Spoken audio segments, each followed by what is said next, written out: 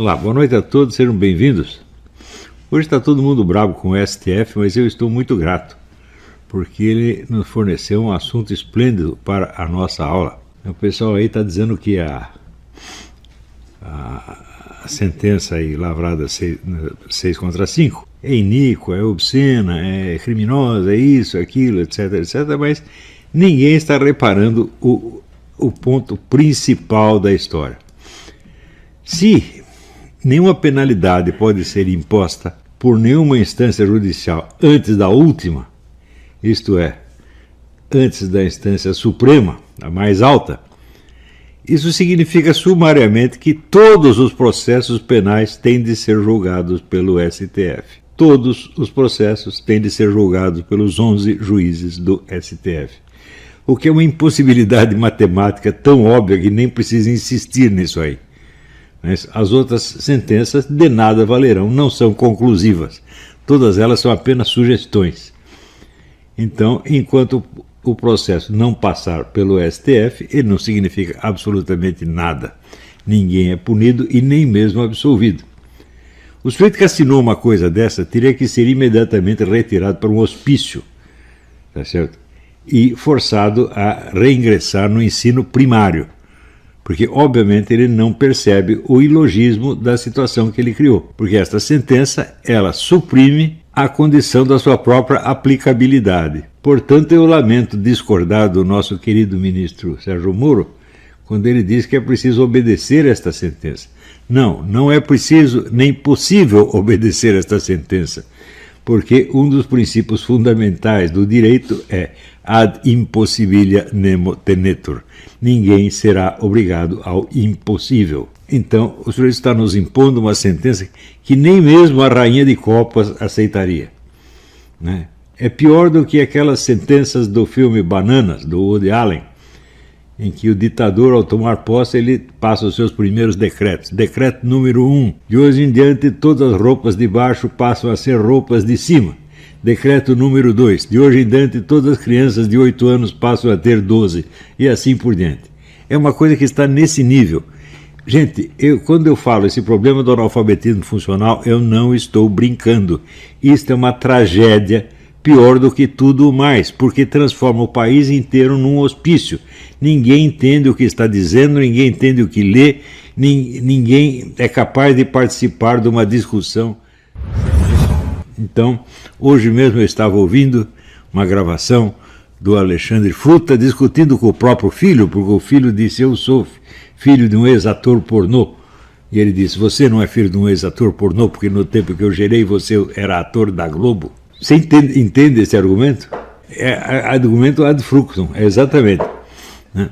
Então, mas o cara que expressa isso, ele acha que está dizendo alguma coisa quando, obviamente, não está dizendo nada, né?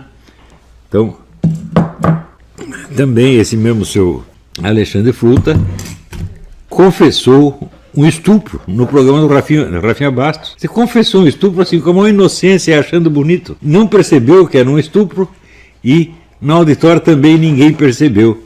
Certamente havia algum advogado, juiz de direito ouvindo, ninguém achou ruim, né? Quer dizer, ele disse que teve relação com uma mulher que estava desmaiada. Isso é obviamente um estupro. Então, mas ele não percebeu, ele falou até com inocência. O Brasil inteiro está assim, gente, não é só o Fruta, não. O Fruta é normal, quer dizer assim, porque ele sempre foi, né? Mas o outro que não sabe achar o sujeito da frase, não é que ele não sabe achar o sujeito da frase, ele não conseguiu entender a pergunta. Ele não sabe o que é sujeito, né? E não consegue conectar a noção de sujeito com a frase que ele acaba de enunciar. No Brasil está todo mundo assim. Você vê, eu fiz uma piada a respeito do caso do Nunes, né? Que deu umas porradas lá no Verdevaldo. Eu disse assim, né? Então, ficar discutindo não adianta. Vamos logo pus finalmente. Assim. Qualquer pessoa percebe que é uma piada, né? Daí o homem do Brasil 171 interpretou como incitação ao morticínio. O que é isto? Ah, ele é comunista? Não, ele é analfabeto funcional, pô. Claro que é comunista também. Mas o que significa ser comunista quando o sujeito é analfabeto funcional?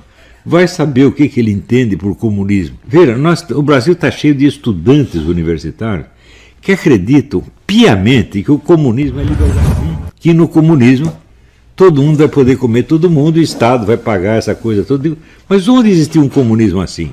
E, ao mesmo tempo, ele, no seu ódio anti-americano, eles se aliam aos muçulmanos, que são os mais duros moralistas da face da Terra. Quer dizer, o que significa tudo isso? Em que mundo está essa gente? Está num mundo onde as palavras não têm mais nenhuma relação com as coisas e fatos. Não tem mais. Os fatos foram simplesmente abolidos. O que interessa é o peso emocional de cada palavra. A palavra vale pela a emoção que ela desperta e não pelo que ela significa. Isso tudo era previsível. Quando se adotou esse sistema socioconstrutivista na educação, era previsível que todo mundo ia ficar assim. Esse sistema cria até mesmo lesão cerebral. Quem disse que esse pessoal que está no Congresso não tem lesão cerebral? Quem disse que os ministros do Supremo não têm lesão cerebral? Esse tofonhonho, obviamente tem. O tofonhonho tem uma lesão cerebral. Porque quem não tem, não pode fazer um raciocínio como esse que ele fez. Lavrar uma sentença que elimina a possibilidade da sua própria aplicação. Nunca, nenhum juiz do mundo fez uma coisa dessa. Quer dizer, não é que o problema é que o sujeito é tirânico, não é que a sentença é injusta. Ela não tem substância nem suficiente para ser injusta. Porque ela está dizendo o seguinte, está aqui, é obrigatório fazer uma coisa que nós não vamos fazer de jeito nenhum. É isso que ele disse. E ninguém entende que o sujeito tem que ser retirado do seu posto por absoluta inépcia. Não é uma questão de que ele está protegendo o Lula. Claro que ele fez para proteger o Lula. Mas,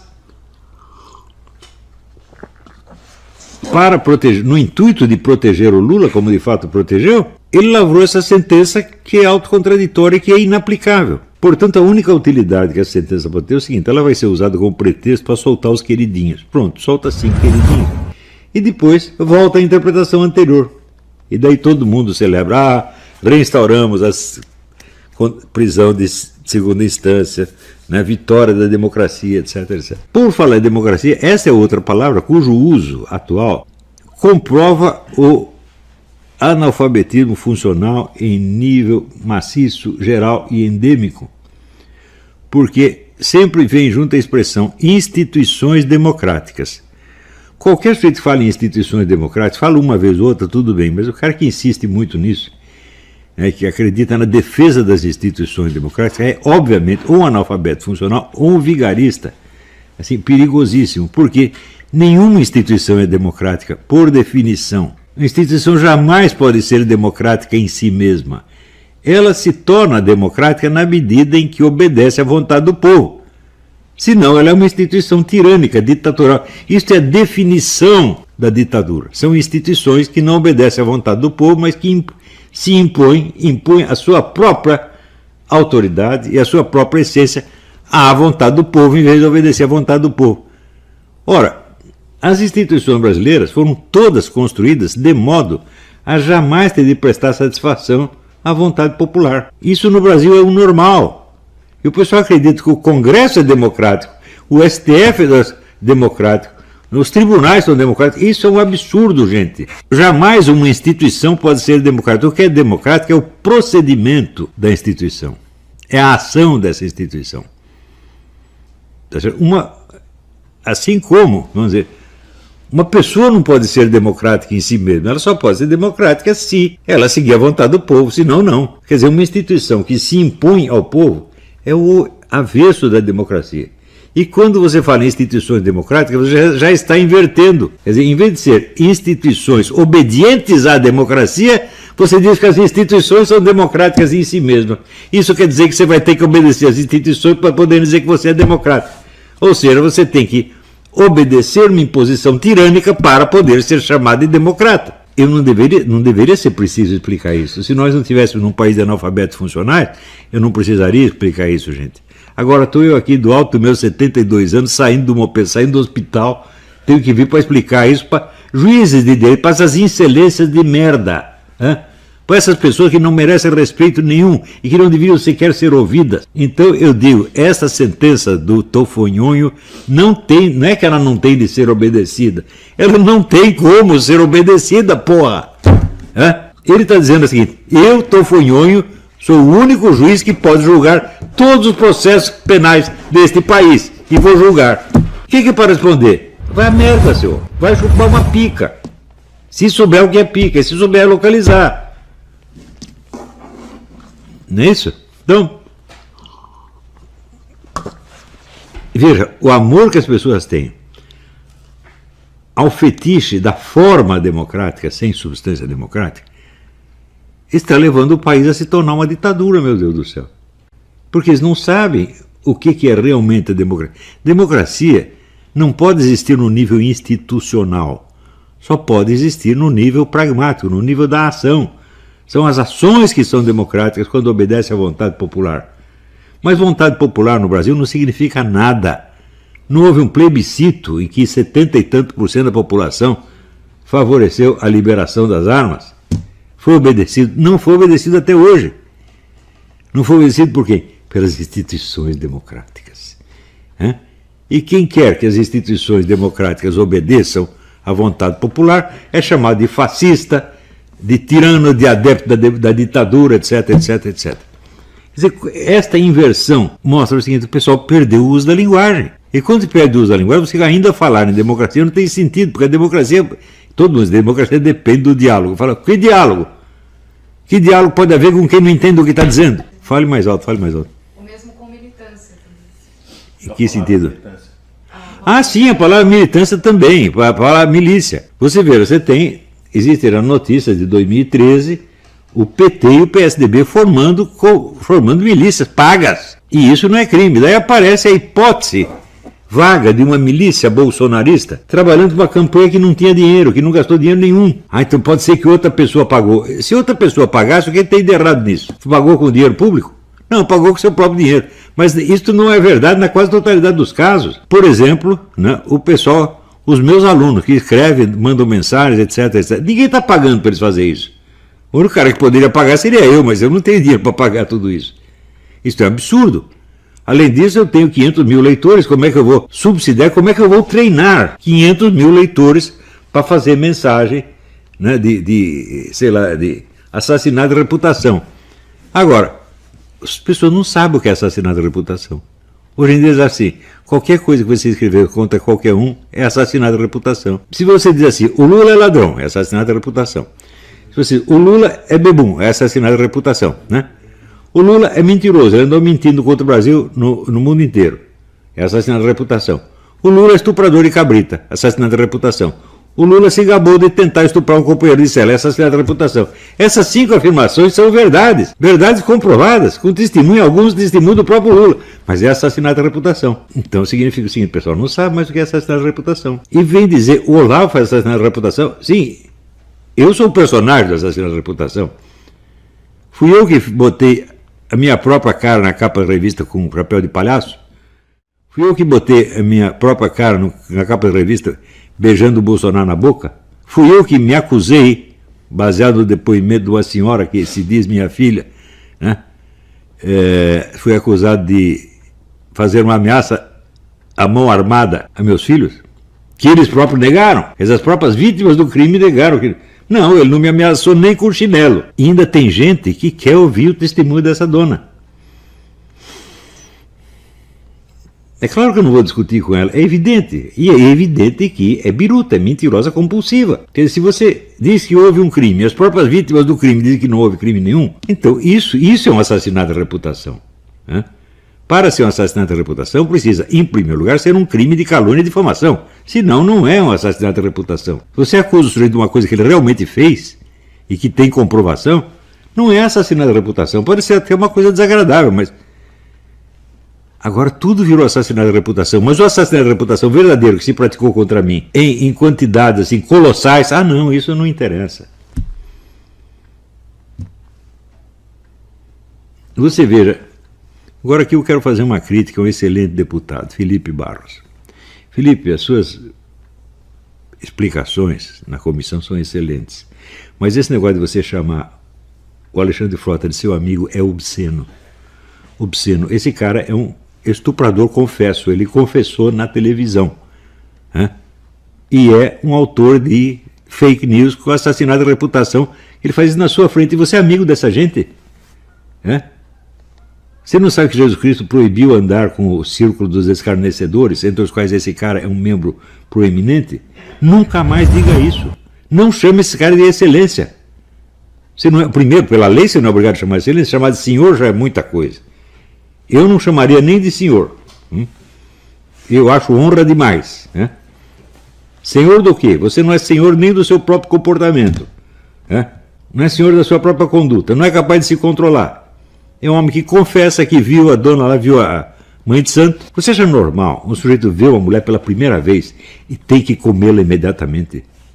Você acha que é normal isso aí? Não tem uma conversinha, não tem uns afaguinhos, não tem um namorinho, nada. É imediatamente, já levanta o pinto e tem que comer. É claro que isso é um tarado, é claro que isso é um doente mental, meu Deus do céu. E você se diz amigo desse cara? Felipe Barros, seja homem.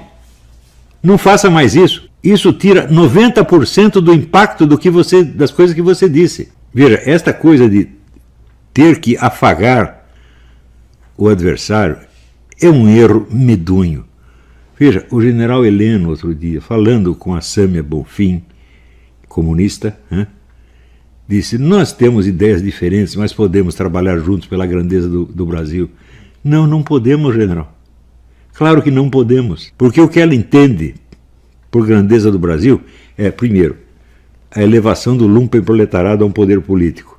Segundo, a constituição de um partido único, regime de partido único. Terceiro, é a liquidação morticínea de todos os burgueses e capitalistas e fanáticos religiosos como eu. Como é que pode colaborar? Não pode colaborar. Essas pessoas têm que ser excluídas do processo democrático. São membros do Foro de São Paulo, que é uma organização, monstruosa organização criminosa, a maior organização criminosa que existiu no continente, da qual fazem parte gangues como as Farc, fornecedoras de 200 toneladas de cocaína ao Brasil por ano, e o MIR, que é especialista em sequestros. Ora, proteger sequestradores é um velho hábito da esquerda. Vocês lembram quando houve o sequestro do homem do Pão de Açúcar e depois do Washington Oliveto? O Diniz, exatamente. A putada intelectual esquerdista, Marlena Chauito, não foi lá para proteger o cara? Agora, esses mesmos que protegem bandidos, você lembra do Lula, junto com o Sérgio Cabral, atendendo um menino numa escola que eles foram inaugurar? O menino foi lá dizer que a piscina não estava funcionando. Os dois, um menino novinho, um neguinho pequenininho assim, muito educado, os dois massacraram o sujeito. Essa gente defende criminoso, porra. Você já viu o Bolsonaro fazer uma coisa dessa? Nunca. A conduta do Bolsonaro com os pobres é a mesma que ele tem com os ricos. Isso é uma coisa que eu aprendi com meu pai. Meu pai tratava todo mundo igual, podia ser ministro ou governador do Estado. O governador do Estado, o Roberto Abreu Sodré, era amigo de juventude dele. Ele tratava o Sodré igualzinho que tratava o mendigo na rua, com o mesmo respeito. Eu aprendi isso com meu pai. Infelizmente aprendi pouco com ele, morreu logo. Mas isso aí eu não esqueci, essa lição eu não esqueci. Às vezes levava o mendigo para jantar em casa. Tem café aqui? Estão entendendo, gente? Estão entendendo o país que esses caras fizeram? Um país que tem um cara como Tofonhonho na presidência do Supremo Tribunal, um país condenado. Não é porque ele é esquerdista, não é porque eu nem sei qual é a ideologia desse cara, nem acredito em nenhuma. Ou seja, o cara é inepto, ele não é capacitado a ler a sua própria sentença e compreendê-la. Ele é pior do que o Davi Miranda, que não sabe achar o sujeito da frase, porque ele não sabe o sujeito, verbo, objeto. Ele não sabe o que está dizendo. E no Brasil isso se tornou normal, gente. Então, eu acho que nesses pedidos de impeachment do Tofonhonho, devia entrar em primeiríssimo lugar esta consideração. O juiz que assina uma sentença que suprime a condição da sua própria aplicabilidade não sabe o que está fazendo. Ele está perdido no espaço. É uma força cega. É um burro voador, você está entendendo? Então, a história do Santo Tomás de Aquino, que vira uma vaca voando, e ele foi ver, daí todo mundo começou a rir. Então, mas no Brasil não é a vaca voadora, é o burro voador. E não é um cara que está vendo, todo mundo está vendo. Ele faz isso diante de todo mundo, porque ele não percebe a vergonha que está passando. É uma coisa incrível. Veja, você lembra os discursos da Dilma? Ela também não entendia o que ela estava falando, mas ela é evidentemente uma pessoa disléxica. E o Tofonhonho não é disléxico, ele é apenas burro. mal intencionado e burro.